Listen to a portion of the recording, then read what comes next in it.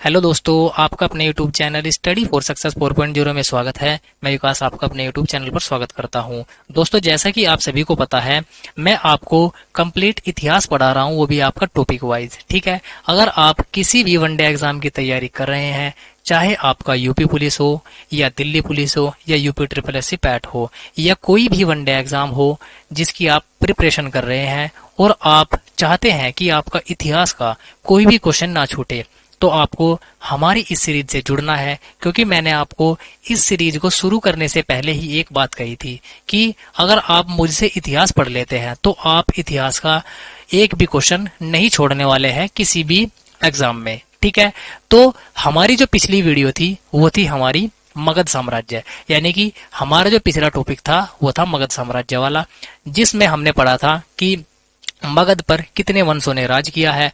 उसमें मैंने आपको बताया था, जो बच्चे नए हैं मैं उनको बता देता हूं थोड़ा सा। देखिए, उसमें हमने पढ़ा था मगध काल वाली वीडियो में कि सबसे पहले जो है मगध पर हर्यक वंश ने शासन किया, यानी कि हर्यक वंश सबसे पहले शासन करने वाला आपका वंश था। किस पर? मगध पर। ठीक है, वैसे मैंने आपको बताया था कि मगध पर कुल 4 वंशों ने राज किया है। सबसे पहले हर्यक वंश, शिशुनाग वंश, नंद वंश और उसके बाद मौर्य। ठीक है, नंद वंश तक हम कंप्लीट कर चुके हैं, क्योंकि नंद वंश का एक शासक है घनानंद। ठीक है, घनानंद के समय ही आक्रमण हो जाता है सिकंदर का।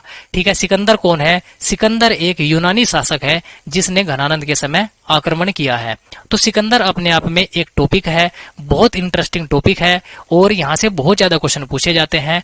तो हम इसको एक वीडियो में कवर करेंगे और जो हमारी अगली वीडियो होगी वो होगी मौर्य साम्राज्य, यानी कि हम उस वीडियो में चंद्रगुप्त मौर्य के बारे में पढ़ेंगे और जितने भी हमारे मौर्यकालीन शासक हुए हैं सबको हम अगली वीडियो में पढ़ लेंगे। लेकिन फिलहाल हम पढ़ेंगे सिकंदर को बहुत अच्छे तरीके से। ठीक है, जिन बच्चों ने चैनल को अभी तक सब्सक्राइब नहीं किया है तो चैनल को सब्सक्राइब कर लें और वीडियो को अभी तक लाइक नहीं किया है तो वीडियो को लाइक कर लें, क्योंकि आप बीच में भूल जाते हैं थोड़ा सा लाइक करना। ठीक है, तो देखिए टॉपिक को शुरू करते हैं। अब हम देखिए सिकंदर का भारत पर आक्रमण। सिकंदर का भारत पर आक्रमण कैसे कैसे हुआ, सारी स्थितियां मैं आपको थोड़ी देर में क्लियर कर दूंगा। देखिए, सबसे पहले अगर हम बात करें सिकंदर से पहले समय की, यानी कि सिकंदर से पहले समय क्या हुआ था, भारत पर विदेशी आक्रमण हुआ था। किसका हुआ था? ईरानियों का हुआ था। यानी कि सिकंदर से पहले भी भारत पर आक्रमण हुआ था ईरानियों का। ठीक है, और ईरानी शासक कौन था? डेरियस प्रथम था। कैसे? कौन था? डेरियस प्रथम था। कौन है ये? एक ईरानी शासक है जिसने सबसे पहले भारत पर आक्रमण किया था। ठीक है, और मैंने आपको बताया है कि भारत पर आक्रमण करने वाला ये था पहला विदेशी। ठीक है, पहला विदेशी कौन है?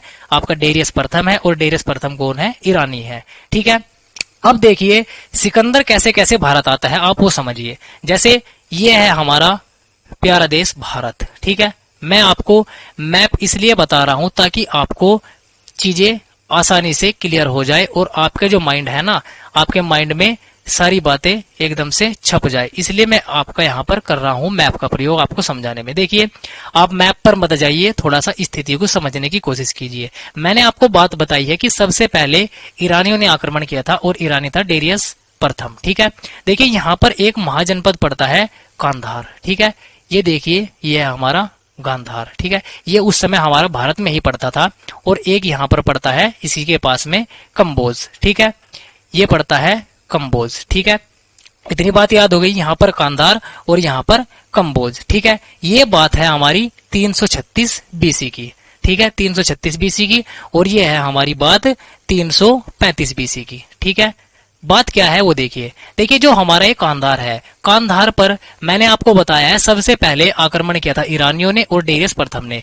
336 बीसी में क्या हुआ था, कांधार पर किसने आक्रमण किया था? डेरियस प्रथम ने आक्रमण किया था और कांधार पर अपना आधिपत्य जमा लिया था। ठीक है, कब? 336 बीसी में। किसने? डेरियस प्रथम ने। ठीक है, उसके बाद क्या होता है, उसके बाद इसने कंबोज पर आक्रमण किया और इसको भी 335 बीसी में क्या कर लिया? अपने अधीन कर लिया। यानी कि ये वाला जो क्षेत्र है, ये वाला जो क्षेत्र है, ये किसके अधीन है? ये क्षेत्र है आपका डेरियस प्रथम के अधीन। ठीक है, ये बात हो गई, ये क्षेत्र हो गया ईरानियों का। अब मैंने आपको बताया है ईरानियों के बाद कौन आए हैं? यूनानी आए हैं। यानी कि यूनानी कौन है? सिकंदर। सिकंदर आता है इधर से, यूनान का क्षेत्र क्योंकि ये वाला है, सिकंदर इधर से आ रहा है। और रास्ते में इसको कौन मिल गया? रास्ते में इसको मिला है कौन? डेरियस प्रथम। क्योंकि अगर हमें भारत पर जो है राज करना है, अगर हमें भारत पर आक्रमण करना है तो हमें सबसे पहले इस क्षेत्र को जीतना पड़ेगा। और यहाँ पे सबसे पहले ही बैठा हुआ है कौन? डेरियस प्रथम। तो होता क्या है? होता यह है कि भिड़ जाता है कौन? कौन भिड़ जाता है? सिकंदर भिड़ जाता है किससे? डेरियस प्रथम से, ठीक है। और इनके बीच क्या होता है? युद्ध होता है, जिसको सिकंदर जीत लेता है। और युद्ध कब होता है? युद्ध होता है 331 बीसी में, ठीक है। स्थिति क्लियर हो गई। और इसने हरा दिया किसको? इसने हरा दिया डेरियस प्रथम को। तो यहाँ पर हो गया इसका अधिकार, ठीक है। उसके बाद जब ये भारत में एंट्री करता है, यहाँ पर एक पड़ता है दर्रा, कौन सा? खैबर दर्रा। याद रखेंगे, ये है आपका खैबर दर्रा, ठीक है। ये खैबर दर्रा है जिससे सिकंदर ने भारत में एंट्री करी थी। क्वेश्चन पूछा जाता है कि सिकंदर भारत किस दर्रे से आया था? ये था आपका खैबर दर्रा। तो स्थितियां आपको क्लियर हो गई होगी। मैंने आपको बताया है, पहले कांधार और कंबोज पर अधिकार था किसका? डेरियस प्रथम का। और उसके बाद क्या होता है? उस पर आता है सिकंदर। सिकंदर ने इस पर डेरियस प्रथम से आक्रमण करके इस पर जो है अधिकार कर लिया है। किसने? सिकंदर ने, ठीक है। उम्मीद करता हूं आप सभी को ये जो स्थितियां मैंने बताई हैं क्लियर हो गई होगी। अब बात करते हैं इसकी थ्योरी के बारे में। देखिए, हमने यहां तक कर लिया था कि भारत पर आक्रमण करने वाला पहला विदेशी कौन था? डेरियस प्रथम था, ठीक है। और जो ये डेरियस प्रथम है, ये था हकामनी वंश का। क्वेश्चन पूछा जाता है कि डेरियस प्रथम किस वंश का है? हकामनी वंश का है। और इसने क्या किया था? इसने आपका कांधार व कंबोज को जीत लिया था। मैंने आपको बताया है, इसने कंबोज जीता था 335 बीसी में और कांधार को जीता था 336 बीसी में, ठीक है। कांधार और कंबोज पर आक्रमण कर लिया। उसके बाद आता है सिकंदर। सिकंदर ने इस पर आक्रमण किया, किस पर? डेरियस प्रथम पर। देखिए, ईरानियों के बाद भारत पर यूनानी आक्रमण हुआ, यानी कि कौन आया? सिकंदर आया। कहां से? यूनान से। यूनानी शासक है, क्योंकि यहाँ पर सिकंदर से पहले ही बैठा हुआ है कौन? डेरियस प्रथम। तो युद्ध हो जाता है किसके साथ? डेरियस प्रथम के साथ, ठीक है। सिकंदर वर्सेस डेरियस प्रथम युद्ध होता है कौन सा? गोगामाला का युद्ध, या इसी को बोलते हैं उरुवेला का युद्ध। इस युद्ध में क्या हुआ? इस युद्ध में आपका सिकंदर हुआ विजयी, यानी कि इसने डेरियस प्रथम को बहुत बुरी तरीके से धूल चटाई। कब? 331 बीसी में। आपसे क्वेश्चन पूछा जाता है कि उरुवेला का युद्ध कब और किसके बीच हुआ? ये हुआ था सिकंदर और किसके बीच? डेरियस प्रथम के बीच, जिसको सिकंदर जीत चुका था, ठीक है। अब सिकंदर जो है जीत चुका है किसको? कांधार और कंबोज को। इसने एंट्री कर ली है आपका खैबर दर्रे के थ्रू भारत में, ठीक है।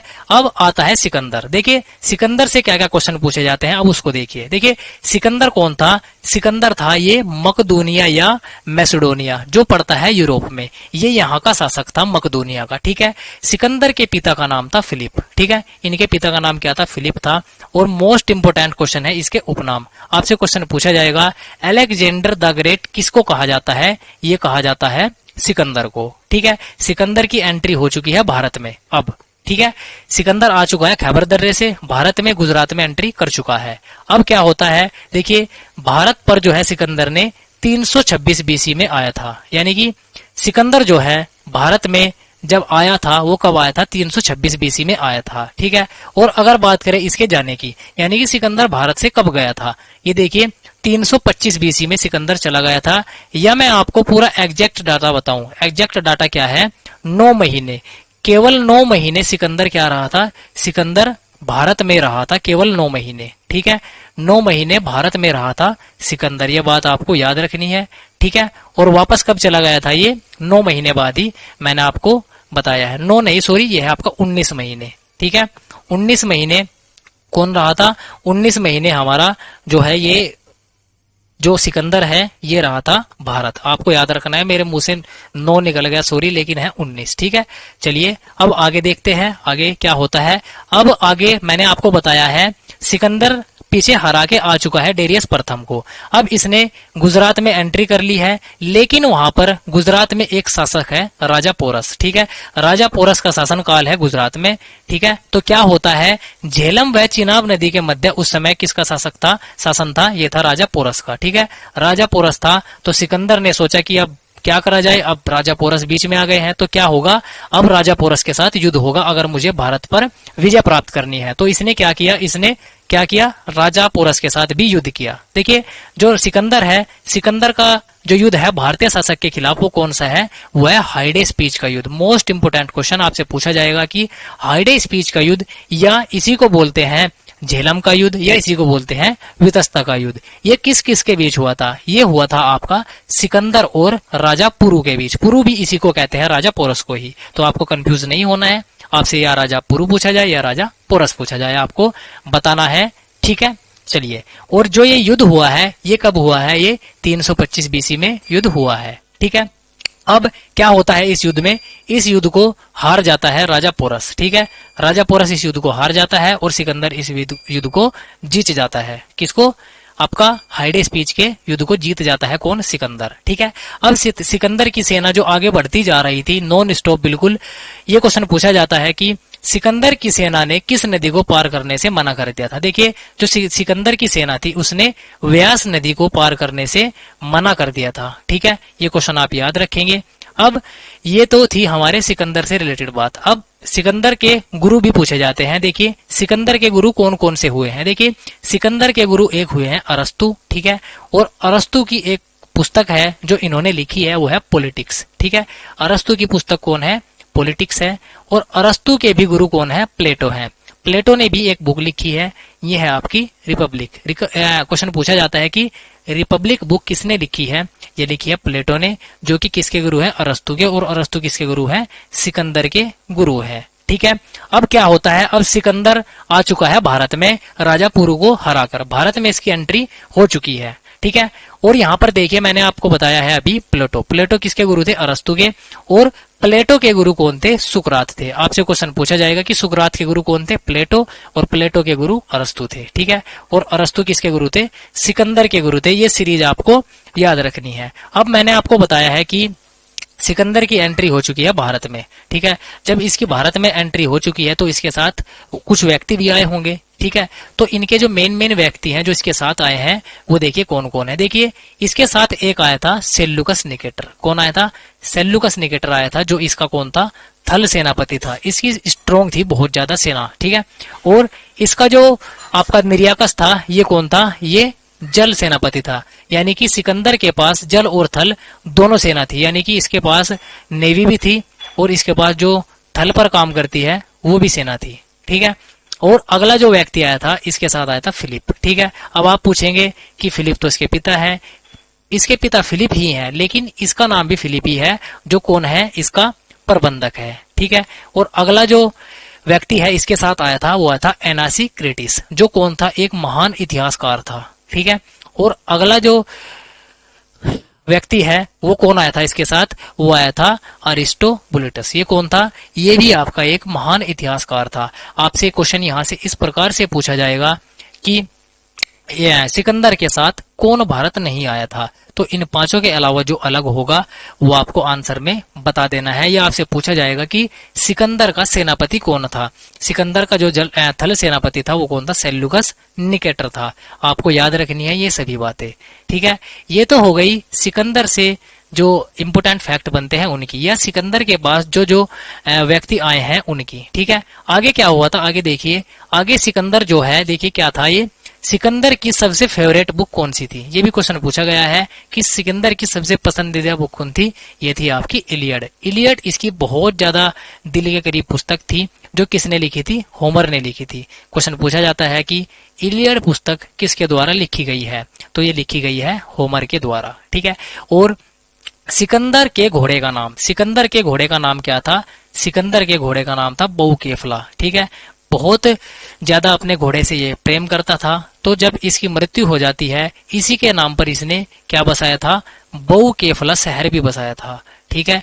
क्वेश्चन पूछा जाता है कि बहुकेफला शहर किसने बसाया था, ये सिकंदर ने बसाया था, किसकी याद में, अपने घोड़े बहुकेफले की याद में, ठीक है। अब बात करते हैं सिकंदर की मृत्यु की। सिकंदर की मृत्यु कब हुई थी, सिकंदर की मृत्यु 323 बीसी में हुई थी। कहां पर हुई थी, बेबीलोन में हुई थी। आपको यह बात भी याद रखनी है कि सिकंदर की मृत्यु कहां पर हुई है, बेबीलोन में हुई है 323 बीसी में, ठीक है।